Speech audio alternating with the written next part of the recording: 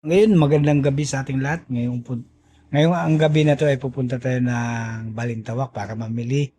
Ngayon, pa lang po tayo.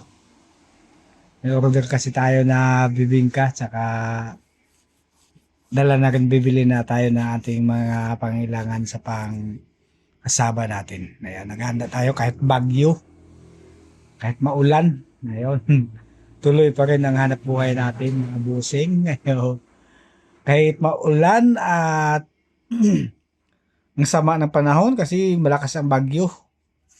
Kahit na ganun, tuloy pa rin ang hanap buhay natin mga bossing, ano? Samahan nyo kami sa aming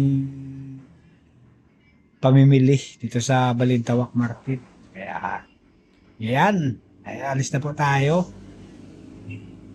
Medyo madilim na po. Medyo dumadilim-dilim na. Kailang kamera gano'ng maganda. Ano? Hindi malinaw yung ano natin, GoPro. Yan.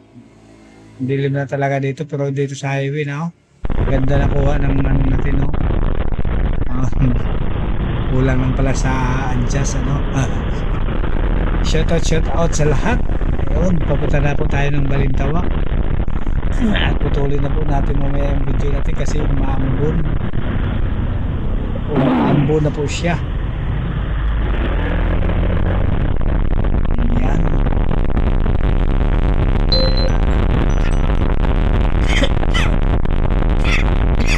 Naubo tayo kasi naulanan tayo kanina.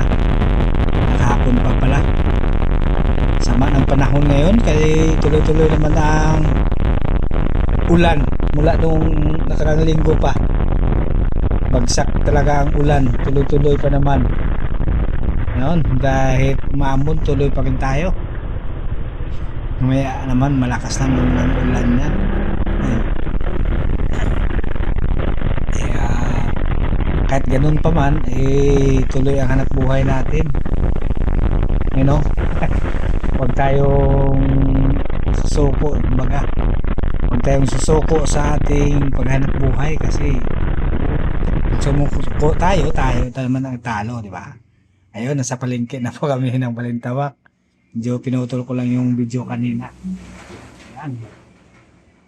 Medyo nagabi na nga po. Mag-alas 6:30.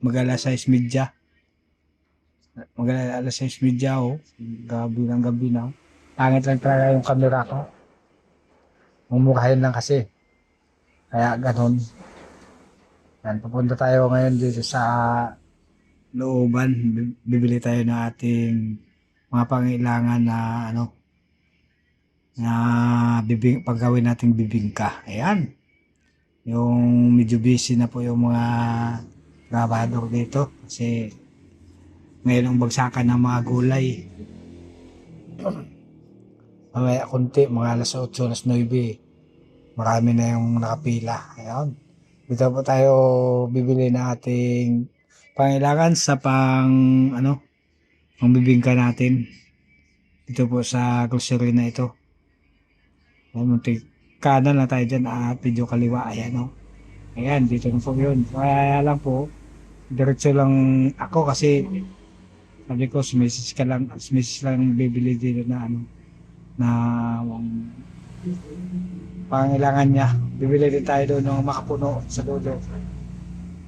Kasi yun din natin, pangailangan din natin sa kasama natin at saka sa bibingka, kasama sa ingredients kasi yung nating makapuno. Ayan.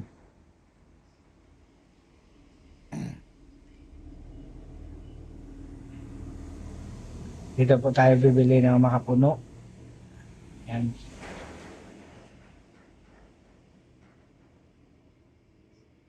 Ubusan na sila.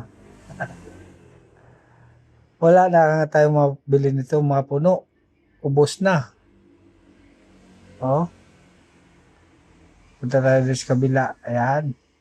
Sa kabila mayroon. Ayan. Buti na lang mayroon si kuya.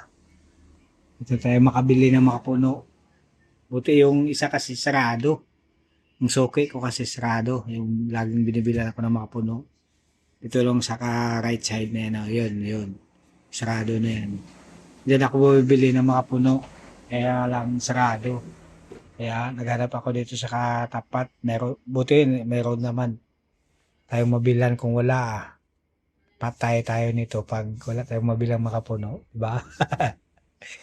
Hindi tayo makapagluto niyan kapag walang makapuno. Kasi mahirap pag magluto na kulang-kulang sa ingredients. Masisira po tayo.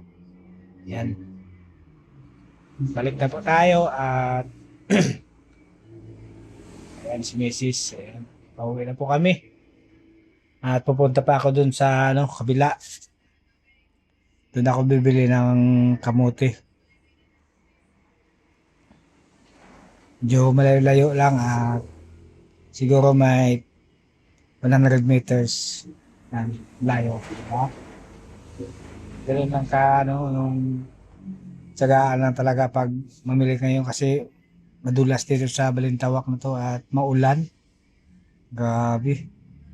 Kahit maulan, patuloy pa rin tayo na mamimili ng ating pangailangan sa pang-araw-araw na natin, pangtinda. Diba? Huwag tayong bibitaw kasi pag bibitaw tayo, talo tayo. Yan yung kamote na suki ko. So, 20 years na kaming dito ako kumukuha sa kanya ng kamuting kahoy. Yan. Shout out sa lahat at dito na lang mga bossing.